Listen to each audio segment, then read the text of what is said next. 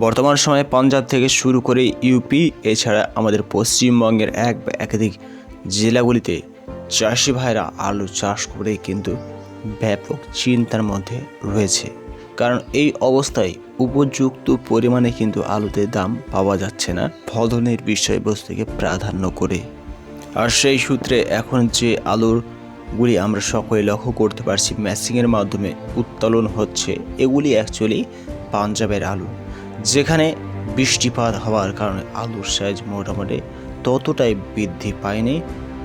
কিন্তু এই জমিতে আলুর সংখ্যার পরিমাণ মেশিনের মাধ্যমে যখন উত্তোলন হচ্ছে, আলুর সংখ্যার পরিমাণ কিন্তু অত্যাধিক পরিমাণে লক্ষ্য করা যাচ্ছে প্রত্যেকটা কেয়ারে। সমস্ত জমিটা যেন আলুতে পরিপূর্ণ হয়ে উঠেছে।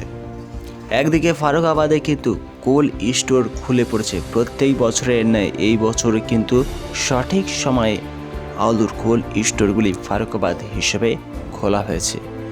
কোল্ড স্টোর খোলা হয়েছে কিন্তু সঠিক পরিমাণে আলুর উত্তোলনের কাজ, খোদাইয়ের কাজ ইউপিতে স্টার্ট হয়নি। কারণ এই অবস্থায় গত কয়েকদিন আগেই কিন্তু ইউপিতে হালকা রিমঝিম করে প্রত্যেক দিন কাছাকাছি হালকা মাঝারি বৃষ্টিপাত হচ্ছিল সেই উদ্দেশ্যে।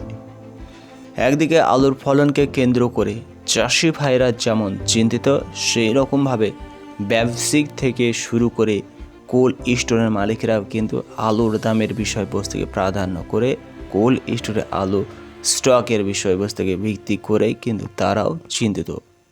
এখানে যে আমরা কোল্ড স্টোরে লক্ষ্য করতে পারছি, এটি হলো ছিবরামন শ্রী কাপ্তান সিং কোল্ড স্টোরেজ, যেটি গতকালই উদ্বোধন করা হয়েছে কোল্ড স্টোরে আলু রাখার জন্য।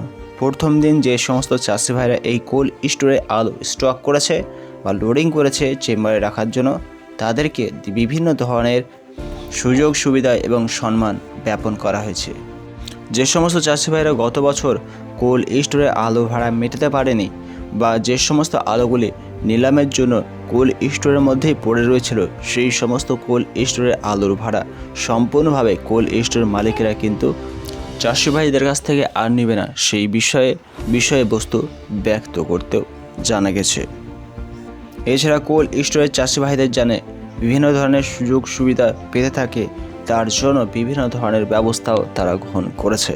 প্রত্যেক বছরের ন্যায় ইউপিতে যেমন কোল্ড স্টোর খোলা হয়, এই বছরও কিন্তু সেই সময়ে কিন্তুই কোল্ড স্টোর খোলা হয়েছে। তবে কোল্ড স্টোরের লোডিংয়ের বিষয়বস্তুকে প্রাধান্য করে এই বছর কী ধরনের আলুর ফলন পাওয়া সম্ভবজনক, আবহাওয়া যদিও অনুকূল চাষি ভাইদের দিকে, কিন্তু তারপরে মার্কেটের দিকে লক্ষ্যপাত করলে আলুতে সঠিক পরিমাণে দাম পাওয়া যাচ্ছে না।